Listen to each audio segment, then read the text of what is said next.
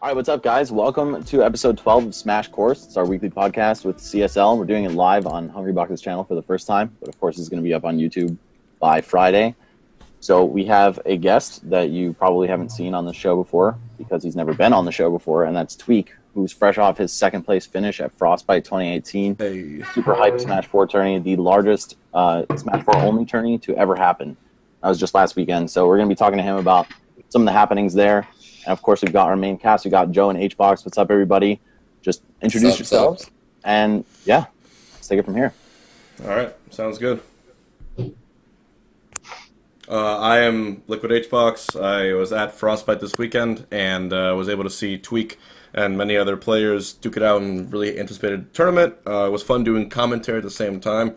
And obviously, the outcome of the tournament was one that was very interesting. And fun fact was after Frostbite, a lot of the TOs and everyone got together and actually to the TOs, Vayset, the commentators, we all got together and legit just made sure to talk out our qualms with Bayo and do all that.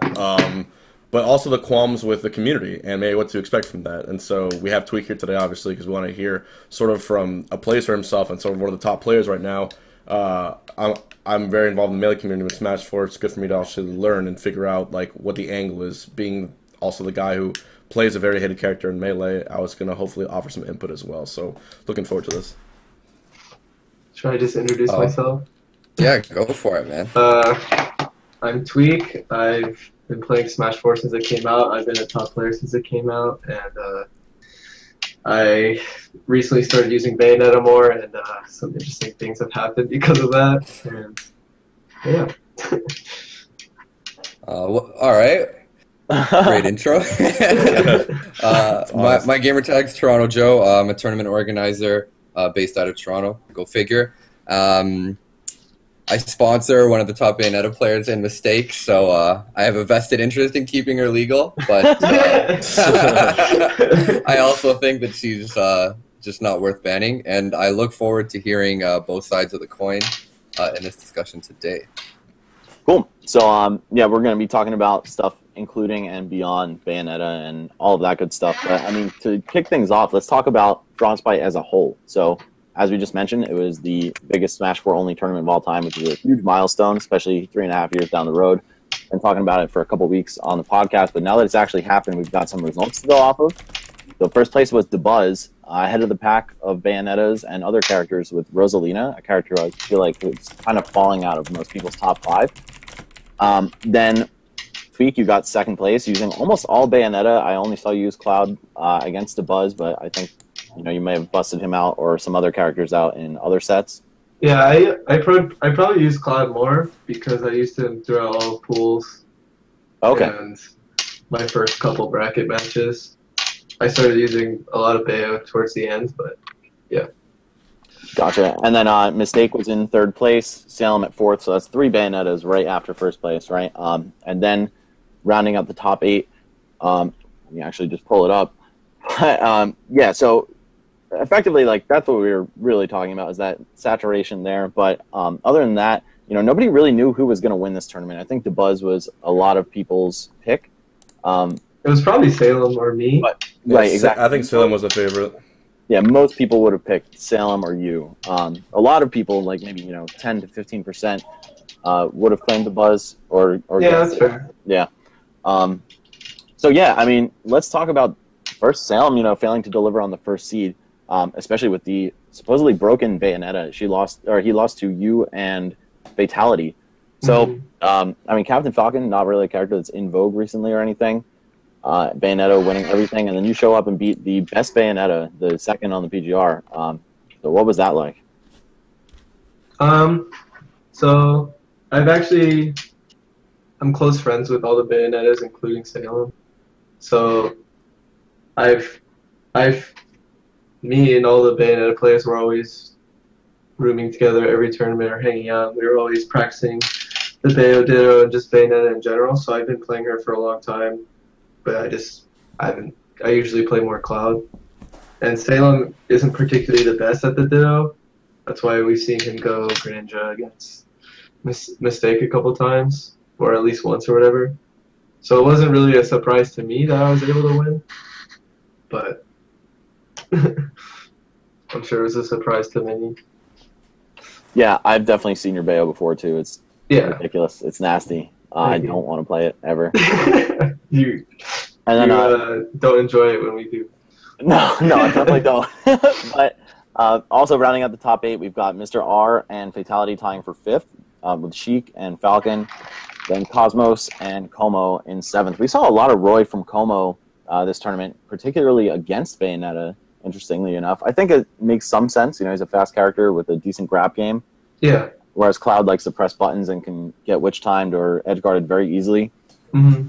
But still, to see him go almost all Roy in his stream matches, it seemed, that was really cool. I wasn't surprised that he started out as Roy against me, but I was surprised that he stayed Roy the whole time.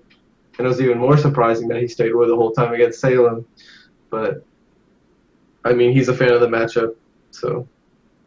I had just a question out of left field right here, because the last time I can ever remember people like actively discussing a ban for a character this soon on was obviously with Meta Knight and Brawl, and it wasn't only discussed; it actually went through to the point where they had the Smash 4, what's called the Unity rule set, where it's pretty much left up to the discretion of the TOs. But I don't think we're anywhere near that, right? Because back then you had literally like all the top 8, like 6 or 7 people in the top 8, either maining or secondary Meta Knight, to the point where it was very clear and obvious. But I just want to pick your brain up. At what point do you think a character in a game like Smash should be banned? What is the line for you?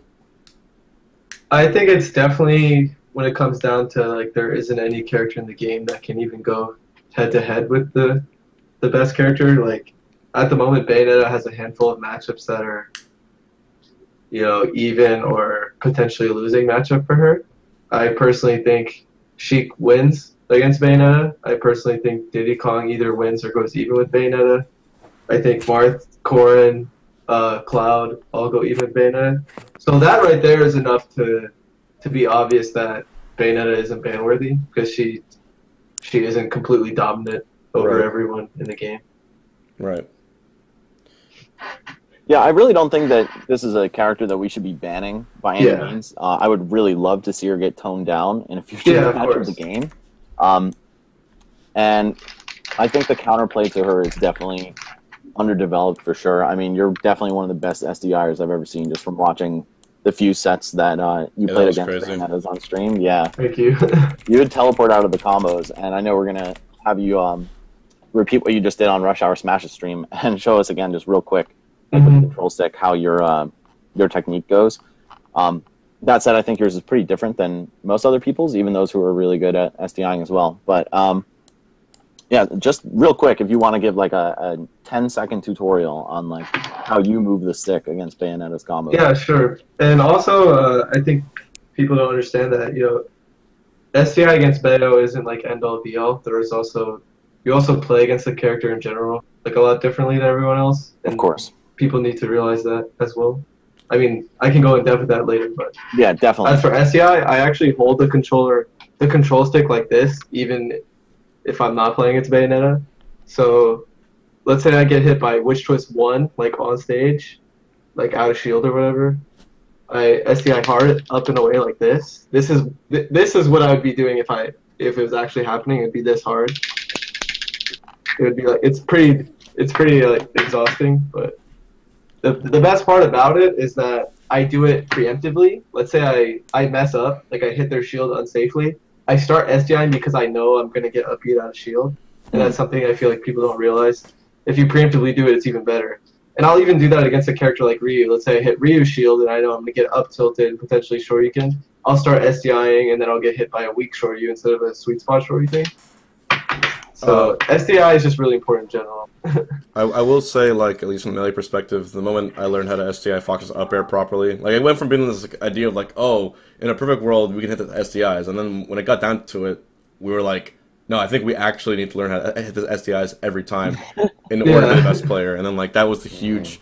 We had to, like, literally lab it out. We used this modded version of Melee where we can go frame by frame and actually test out the inputs as we went along. It took us 1 week to literally get it right, a whole week of labbing, just to get one SDI right. So that's what it takes sometimes in the game at this speed. With that being said, because there are many misconceptions on how to whether or not characters is unbeatable, as people are saying there are, I wanted to pull this up. You probably can't see it on the CSL video, but on my stream, it was something I saw recently. Mistake had sort of called out Zero, saying that he had, as a top player, sort of spread misinformation about Bayonetta on his stream, and it's a clip of him watching Mistake versus Nairo, and Mistake was clearly upset about this and clearly outspoken. It went all around Reddit and Twitter. Now, since you picked up Bayo, because obviously at first you were a Bowser Jr. main, and then obviously you dabbled and became potentially the top or the second best Cloud behind him, Leo, arguably. You started placing top 5, winning tournaments, really beating Zero even. And then, of course, I realized that you expanded your character set into DK and then finally Bayonetta. As soon as you picked up Bayonetta, did you experience a way different sort of reaction from your fans or from your peers? So I've been playing Bayonetta for now, but since she's so difficult, I have been uncomfortable with pulling her on tournament. I've been slowly doing it more and more, but Frostbite is definitely the most I've ever done it. So from here on out, I'll probably use her a lot more. And what's funny about the whole Bayonetta thing is I'd use her, and then people would say, "Oh, I miss his Cloud. I wish he'd play Cloud again." And it's funny because when I played Cloud, it would be, "Oh, I miss his Bowser Jr. I wish he'd play Bowser Jr. again." So you just can't make everyone happy. But it's nothing I'm not used to. It's the same type of hate because, Cloud is a DLC character that's almost as good as Bayonetta as a character. So I'm not used.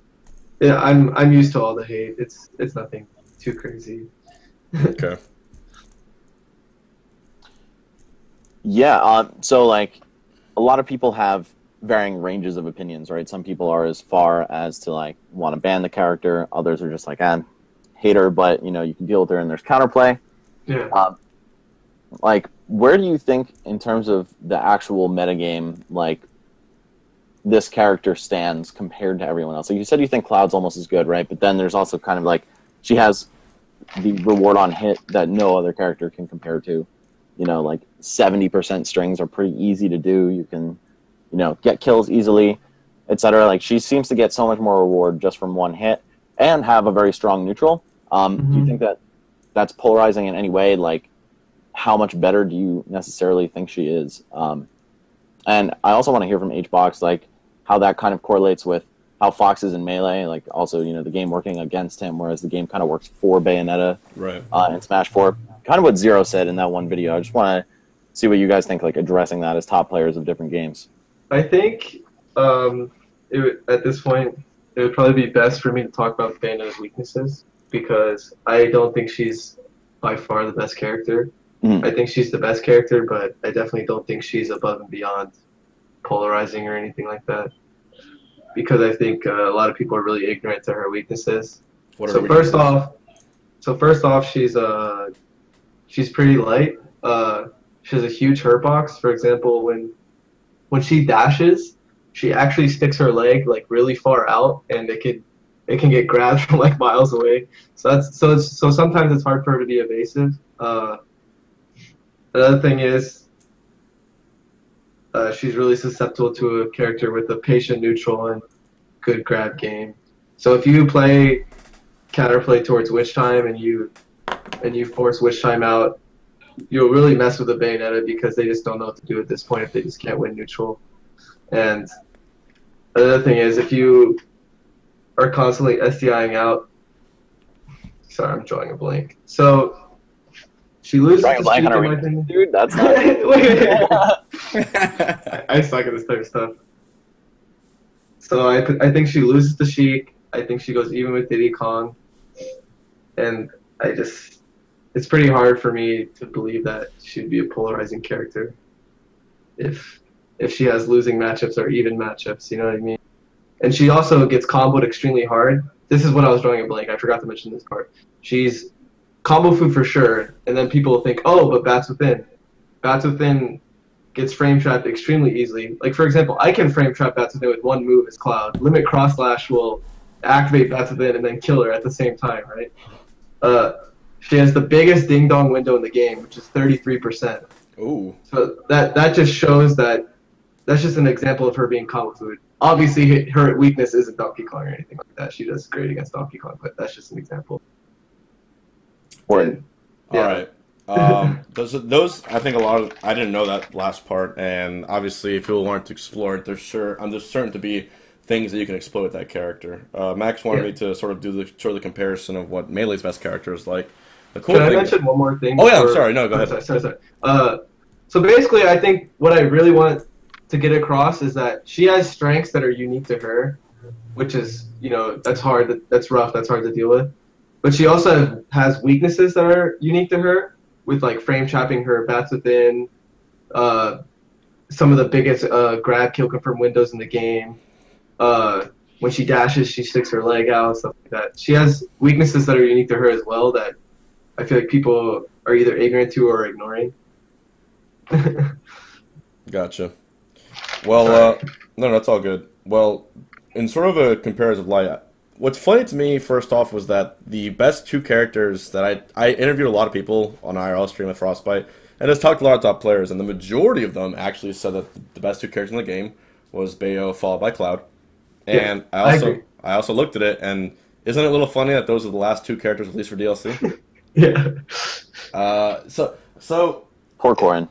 yeah, there's like DLC is interesting to me in that manner because it seems like Nintendo's just like, all right, this will be our last push, let's just put everything into these characters. Just screw it, we'll put it in. And then I think it was a little irresponsible on that part.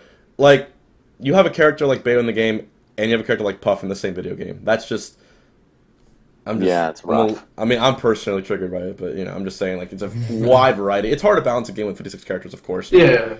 You look at a game like Melee, and what Melee and Smash 4 have in common is that there is a unanimous, universally agreed best character, being Fox McCloud. Some people say he's in his own tier, some people think otherwise. What makes Fox very interesting, and I will always say this, Fox is the ideal example of what a best character in the game should be.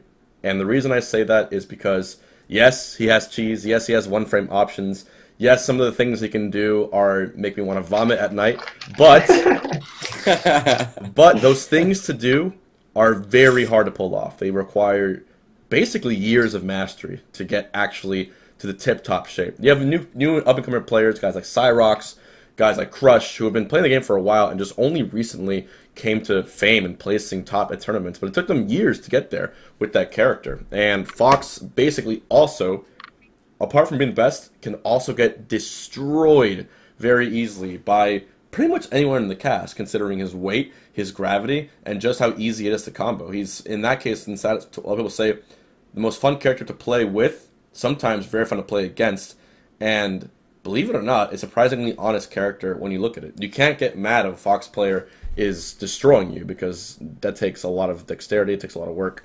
You compare it to Bayonetta, and Bayonetta, I wouldn't say she's necessarily easy to combo. She's got a big hurt box, as you mentioned, but I think her weight compared to other characters in the game is like compared to comboing someone like, say, Rob, DK Bowser, the heavies, obviously, or compared to comboing Fox in the game, even Mario maybe, it's a little harder considering Bayo's shape. Yeah, she's definitely easier to combo than Mario, but those other characters are probably slightly easier to combo. Yeah. Yeah, she's no Falcon, but she's definitely she's definitely one of the easiest characters to combo in the game. That's for sure. But you will admit that she's one of the hardest, if not the hardest, in the entire game to edgeguard.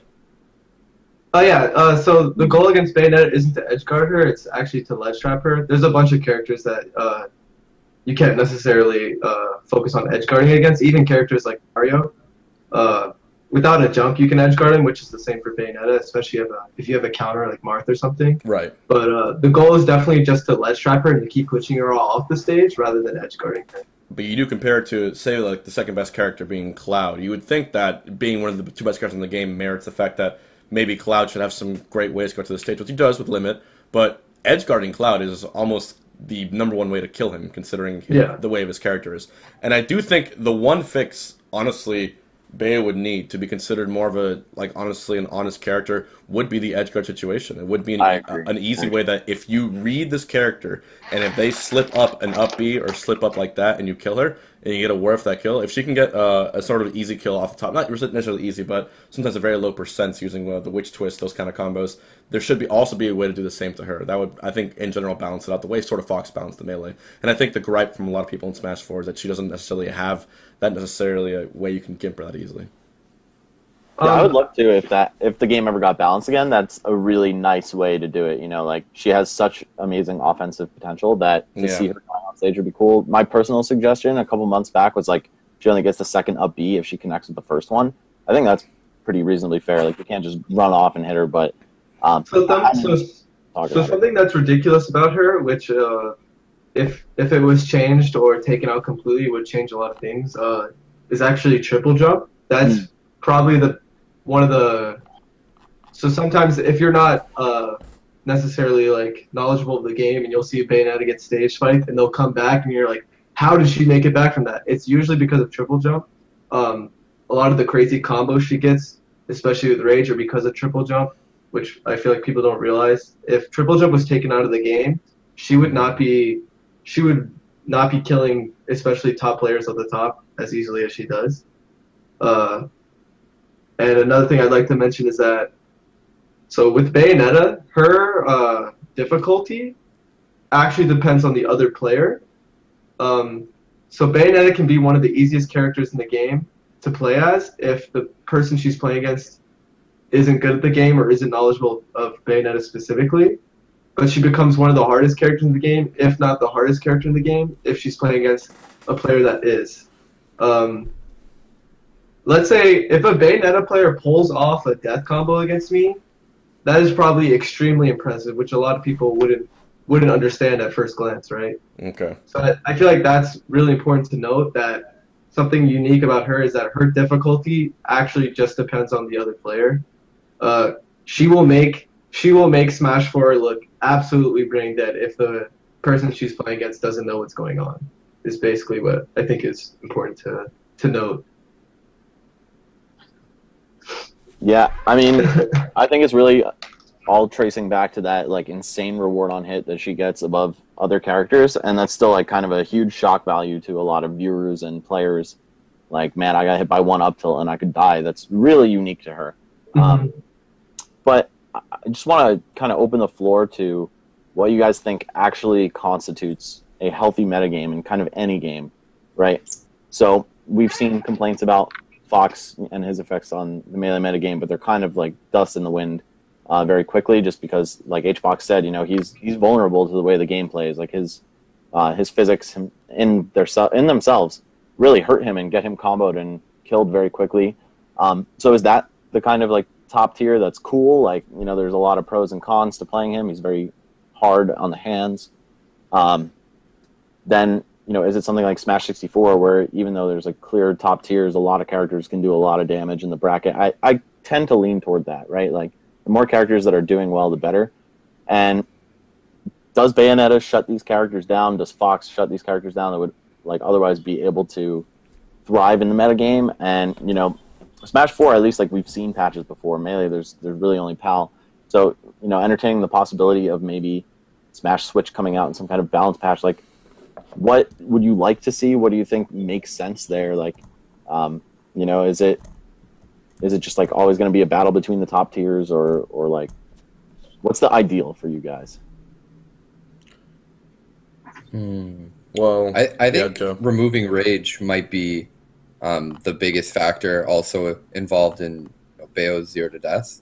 Like, I think the biggest problem with her is just like she plays like no one else in the cast, which, you know, from a viewer perspective, like Tweek said, if you're not educated on the game, if you don't really know that like the little intricacies, it just looks like, oh, like this is like a B&B over and over 0 to death character that has like a counter that just can consistently either put you in either a death scenario or 0 to death you off of it. So it looks like very aggravating and just like cancerous on the game. I think if you don't understand or appreciate it at the top level, like from talking with Mistake and just watching Bayo myself and studying the game, I think a lot of the problems that she deals with are, you know, heavy zoning. Against heavy zoning characters, I think she struggles. and if you're able to slow the match down and make her play at your speed, at your pace, I think that's where you see a lot of Bayo struggle.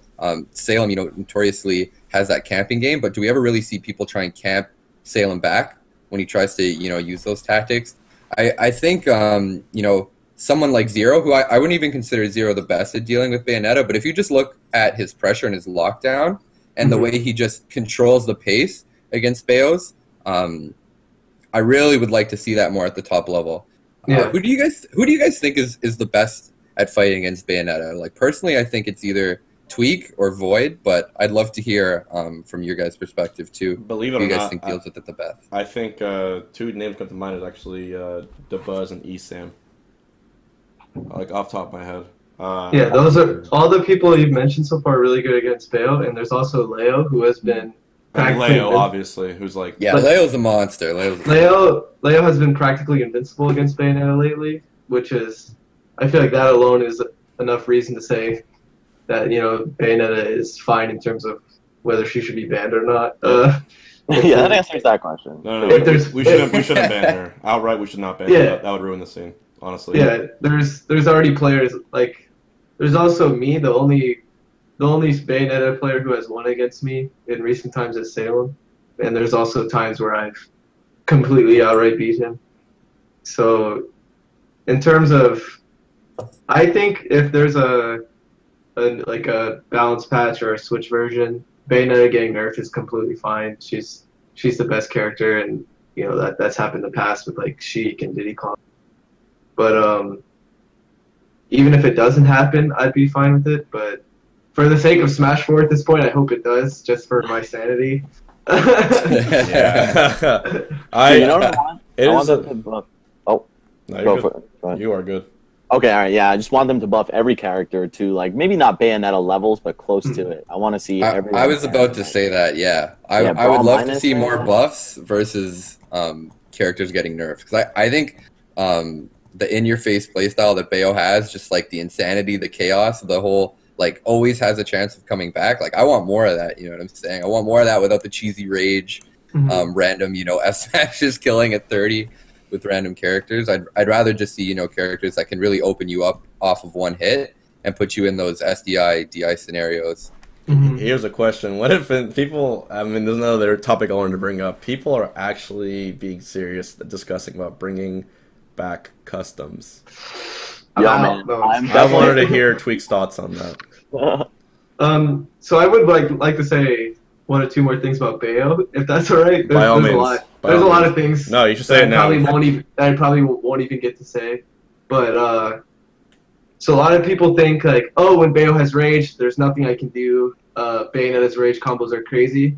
But the SDI and DI, with or without rage, doesn't change. The optimal SDI or DI in certain situations does not change with Bayo's rage.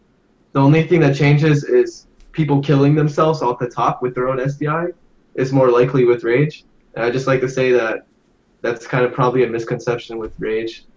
The other characters' combos change with rage, but not really Bayo. Yeah. Thank you for that. I'm receptive to any and all Bayo information. We have about 300 plus. Yeah, I have a bunch of things.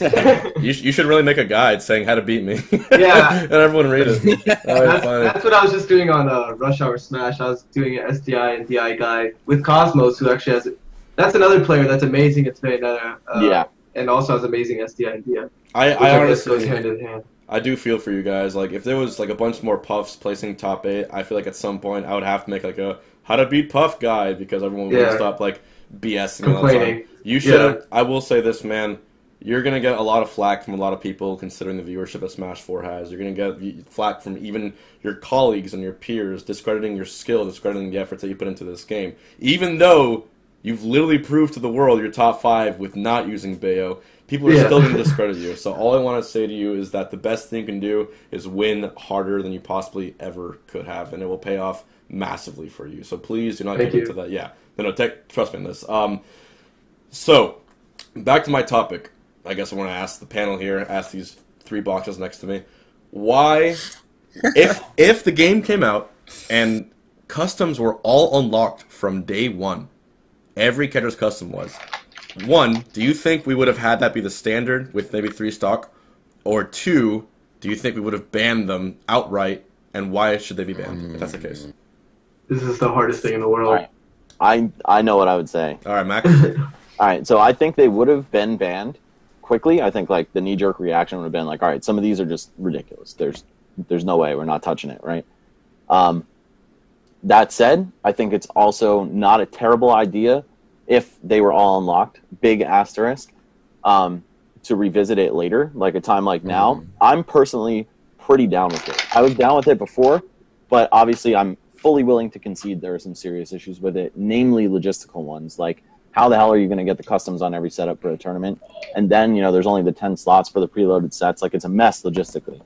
That said, in terms of the meta, I think with a few exceptions, they're pretty much fine. Some of them are just garbage. Some of them are just good, and it's like, other characters have really good specials. This isn't outlandish.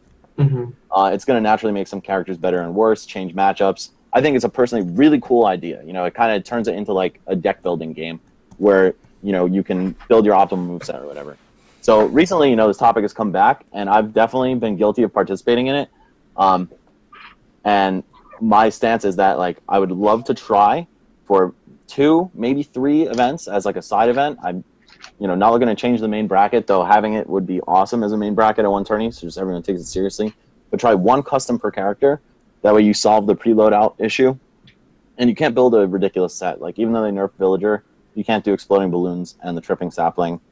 1 custom per character, it's not too crazy. It's like, would I rather fight, Cloud Bayonetta with my default regular character and, complain about it and whine, which most people do. I definitely am not really in that camp at all. I'm fine with fighting them. It's, you might be annoyed, but whatever, it's part of the game.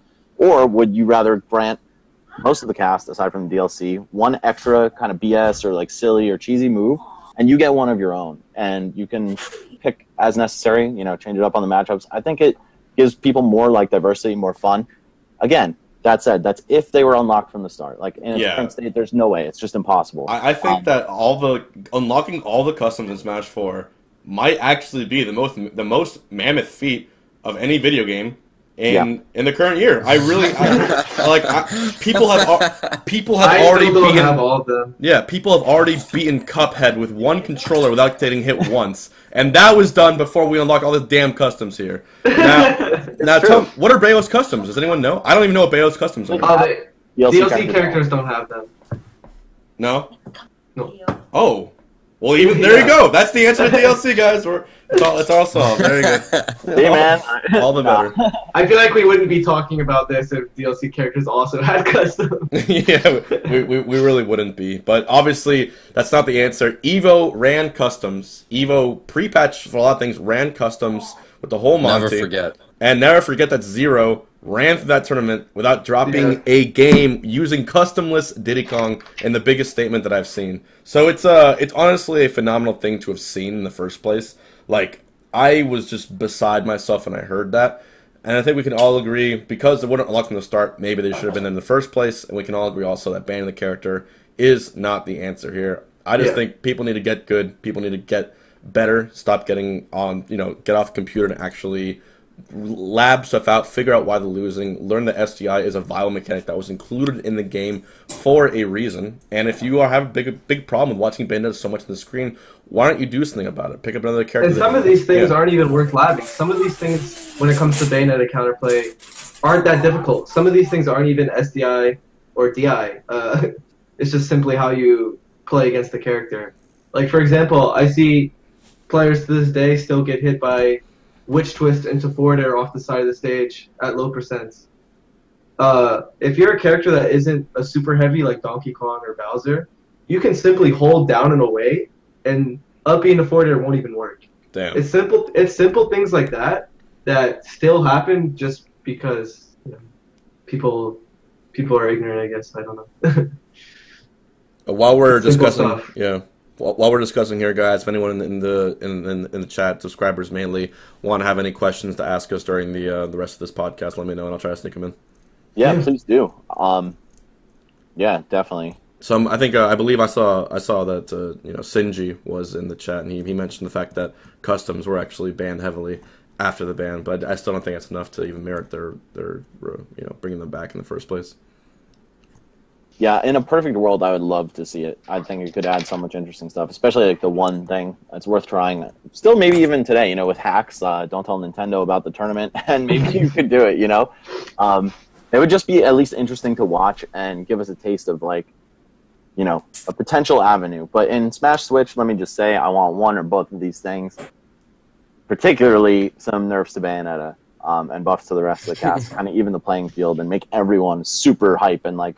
Maybe not worth complaining about because you'll have a whole cast of broken characters to complain about. Or give me those customs from day one, man. Like, make give them to the DLC characters. You want them so bad. Dude, it would be cool. Like, nerf the ridiculous ones. My poor Bowser Jr. got double eliminated by custom villager at yeah. See, I definitely used that custom villager. I had no shame, but do you really expect me to have shame? Like, come on. Nah. We have a question from Padawan Sean. Tweek, do you plan on only using Bayo, or have you considered switching mains like you usually do? So I've always had a Bayo. I still play a lot of Cloud. I still have Donkey Kong. I don't plan on anything necessarily. I kind of just do what I think is best at the time. So don't expect Cloud to be gone. Don't expect Donkey to be gone. But do expect Bayonetta to stay. I guess would be the best thing to say. Gotcha.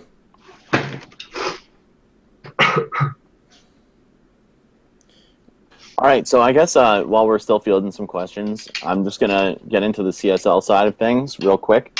For those of you guys who have never heard of CSL, it's Collegiate Star League. They run collegiate circuits for a whole bunch of games, League, Dota, etc., and Smash is the latest edition as of this year. So Joe and I have been heading that up. And we just got through the second and third regional tournament of the semester. So basically we had our local qualifiers in the fall. Now we're going through regionals leading up into the spring, which will be divisionals, and then we've got nationals at Shine 2018. We've got 15K on the line for both games. It's super hype. If your school has a whole bunch of good Smash players, I definitely encourage you to make a team next year. Signups are going to be up in probably September, maybe a little earlier with some Shine stuff. But anyway, so we have 5v5 crews and singles at every event. And these tournaments so far, like, everyone has qualified. All these teams have qualified to get there, and the singles are still open. So in the California regional that just passed on Saturday, for Melee we had UCI, UC Irvine. They took home first place. Captain Face Roll is the head of their team. He's an absolute monster climbing through the ranks. He's very close to top 40 right now. UCSD got second. They have East Coast Jeff, Mojo, a whole bunch of good players on their squad. For Smash 4, it was Cal Poly Pomona in first place. They've got I'm Hip and Shine on their team, two very solid SoCal players. And UCI also got second place in Smash 4. They have players like Giovanni and Bran, really good, solid players. Diddy Kong, Bayonetta, like. Max, for all those first-time viewers who aren't aware what we're discussing, but the collegiate side of competition, if they are in college and they want to figure out how they can compete in their school's league, where can they go for information about that? So right now, you can check out at the very least our Facebook page. You can just click the events tab, and all the regionals are listed there.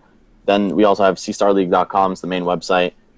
There's no open signups for crews until September, when the circuit restarts. But if you're in college at all, full-time, part-time, you can play just at these events. We have $200 pop bonuses for both games. And, yeah, any college student can enter. But you have to be a college student. That's the catch. And that being said, what future events are coming up right now, mainly for Smash 4? Just in general or in terms of the collegiate? Both. So in terms of Smash 4 overall, EGLX is in 3 weeks in Canada. That's looking to be pretty good. Relatively quiet season, I want to say. I'm not actually fully prepped on the Smash calendar. It's definitely a quiet late winter into spring though right now. And then we have Hyrule Saga in June, I believe. Smash and Splash, Gommel in May. Definitely going to be at that.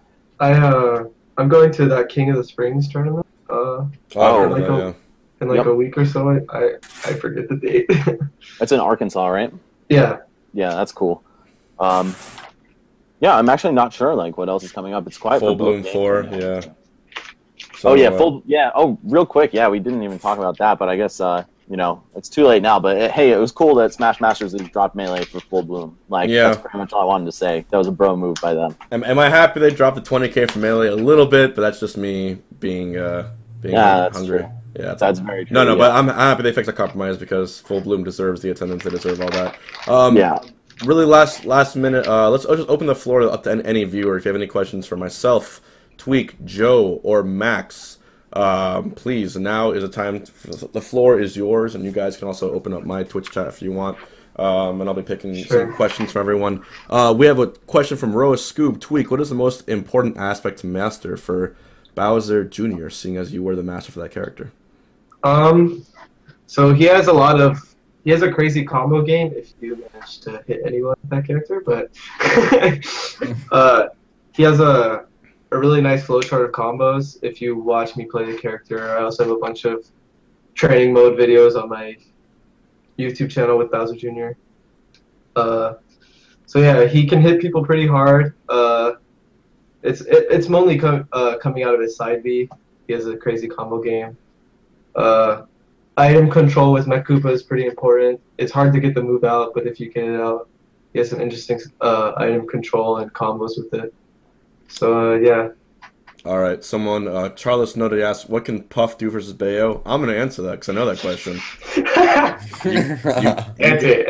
You get her in the air at 50%, soft forward air, rest. Works every time, and then you also die because the only time you can hit her is off the stage, and then Star KOs are random, so you still lose. But it looks cool at least, and that's all Puff can do. That's all she can do.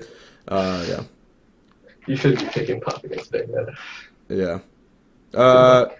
Dread Fury DK says, taking a huge risk by asking this, but Tweek, what are your thoughts on that big zero versus mistake discussion that happened very recently? Summarize your thoughts on it and what you think about top players' opinions of Bayonetta in a nutshell. I didn't really go in too deep with that, but I do want to say that a lot of top players or figures with a lot of followers will say a lot of things about Bayonetta that are not necessarily 100% correct. And it leads to a lot of misinformation and a lot of misguided hate from the general public because even the top players don't 100% know what's going on with Bayo. And, yeah.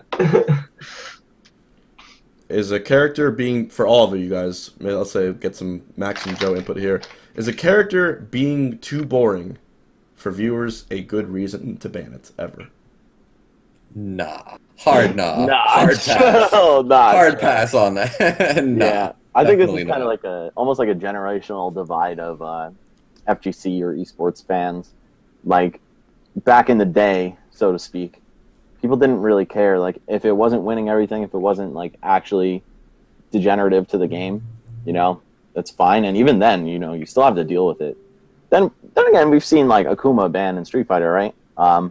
So even some super old we haven't seen Ice Climbers banned, and like, right? Yeah, you could definitely make a case that they too boring, too boring, but like don't have enough solid options to really warrant that.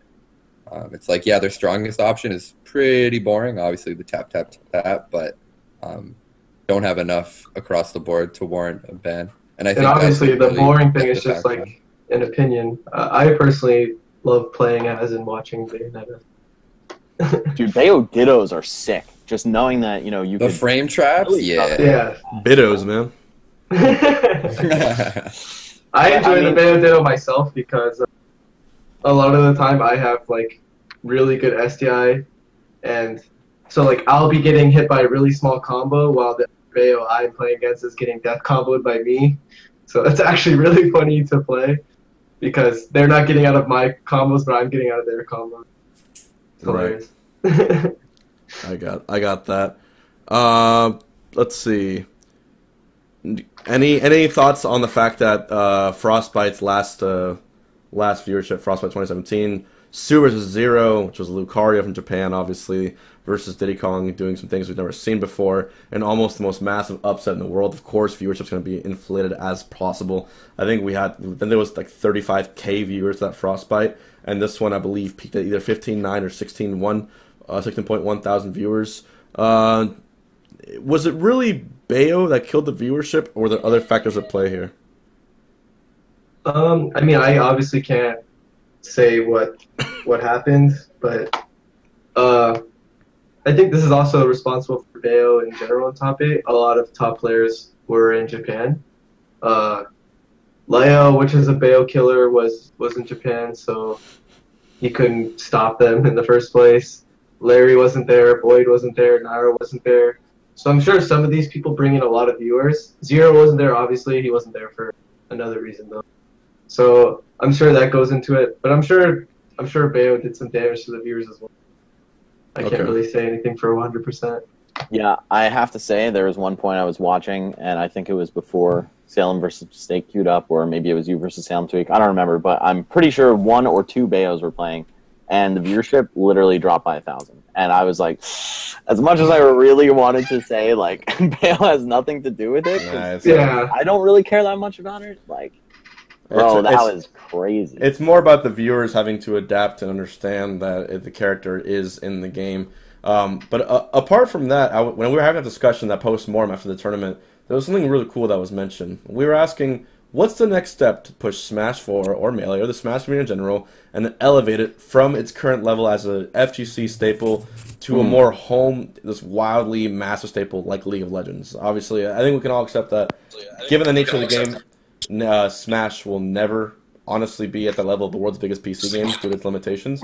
However, League makes millions and millions of dollars by selling skins. People love the idea of having something customizable. Could you imagine if Nintendo sponsored tournaments, let's say like Frostbite, and made tournament-specific merchandise, and that every time you registered for a tournament and went there, included with your registration was a Nintendo swag bag with a Frostbite controller in it, or a Frostbite beanie, or a Genesis memory card, or something of that nature? Do you understand how much money that would make? Because people love buying Nintendo merchandise, and they have some of the best IP in the world, given the characters that are in the game. Do you all think that would be a good idea to really push the game to the next level in terms of increasing the money that's in the scene? Or do you think that Nintendo should keep more of their hands off the scene? I think that would be fire. I think that sounds amazing to me. Like, press 1 if you think that would actually be a sick idea. Like, I would collect every single $100 per tournament. Screw it, dude. Have my swag bag. Here's my Genesis swag bag. Screw it. I'm done. It'd be amazing. With and without option too. Oh yeah, with or without. It would just be. That's what more tournaments need. They get the Nintendo sponsorship, have them provide setups, right? And have them, and then when you open up Rivals or you open up League of Legends, what do you see when the game starts up? You see the character select screen, and in the corner, oh look, we have Liquid versus Cloud9 playing right now. Click here to see them playing. Imagine if when Smash comes out for the Switch and you lit up your Switch, you can just touch your screen and see freaking Phoenix One's King K. Rool versus Zero's Goku in Smash 5. Could you imagine that? I would lose my mind. I would King K. Rool for Smash 5. I would love client integration. Long overdue. Client integration might be like one of the most important things to make Smash grow as an esport. I've said this a million times. I'm sure I've said it on the show too. Like, I do think Smash has what it takes to be one of those household name type of esports, particularly because the IP is so recognizable and like it's pretty colors and very easy to digest. I think watching Smash is way easier than watching League with the camera all over the place and like the focus on the individual. Even though team esports are bigger right now, I have a very strong feeling that like the focus on the individual narrative is possibly going to eclipse that. Maybe like as we see kind of a fusion of like what Overwatch is doing, where cities are sponsoring teams. Like, imagine you were like your city's golden boy. You know what I'm saying? Right. It's like the San Francisco Tweek. Is going to Frostbite 2019, and like he got second last time. Will he win now? Like, there's so much potential there. I also think if they made skins that would print money, like skins for a tournament in the game, literally. Like, again, just this concept of integrating tournaments with the actual game itself. People will literally open their wallets for Nintendo any day of the week. You should move to a city called Twin Peaks, so I can call you Twin Peaks Tweek. That would be friggin' sick. I'd like that rhyming name. All right, guys, I think we got to start wrapping it up, but it's been an amazing show. Guys, just, drop your closing pieces. I don't think this is the Ghost of Joe dipping. All right, Joe Ghost, it's all good. Max, what are your closing thoughts? I think that people need to be generally more open-minded about Smash in general and top characters. You can go ahead and be the next counter to Bayonetta. Maybe what it takes is going to be just messing around with some wacky tournament. I'm not saying legalize custom moves, man, but I'm just saying maybe like just for fun, just try it out. Nintendo, if you're listening, nerf her and give me some skins and in-client integration for tournaments. I think that's how this game is going to blow up as an esport, and I'd really love to see that. That said, yeah, definitely too early to hold the death bell for Smash 4. It's only 3.5 years old, guys. You could figure out Bayonetta. SDI is not that hard. Tweek, what do you have to say to all of your great, lovely Reddit armchair psychologists and all of your fans, not just people who don't know you, but the people who appreciate you too? What are your closing thoughts for everyone, and what should people do more or less? Thanks to all my fans and supporters. I really appreciate it. And basically, I'm just trying to help people with Bayonetta because obviously people have a problem with her, and I personally don't, so I'm just here to help. Obviously, that Twitter rant, I was kind of spicy and mean to people, but Spicy. but I want to help people with Bayo. There's a lot of things we could do better. Sure, if she gets nerfed, that's great, but yeah, that's it. Thanks for having me on the show. All right, guys. Well, thank you very much for tuning in to episode 11 of the CSL podcast. We're aiming to make this weekly thing, Max, sort of a staple. In the chat, really quick, post right now if we could have any player in the world be interviewed on this stream, this podcast, to discuss the state of the game or whatever it's wanted to discuss, be it Melee or even Smash 4 or both. Which player would it be? Please type it in the chat right now. We'll look at your thoughts. We'll look at who you guys want. And we just want to make sure we get everyone's thoughts. It's the point of this podcast to further the idea of collegiate competitive esports Smash being a thing, but also get the ideas, thoughts, and minds of top players of this game while Smash remains one of the biggest esports in the world. Hell yeah. And guys, definitely check out the whole playlist worth of this podcast. Got a whole bunch of episodes and some really cool guests. We had D1 2 weeks ago. HBox is on every episode, so if you're an HBox like this guy, definitely check it out. So youtube.com/CStarLeague and look for that Smash Course playlist. And thanks for tuning in, guys. Yeah, I think we're aiming for Wednesdays, right? Being the thing. Wednesdays. Hopefully every other Wednesday, we're going to hopefully try to have this podcast on here. We had a great response to doing it live. I don't know why we haven't done this until now. So it went really, really well. All right, guys. Hope you had a good one. See you later. All right. See you, everybody.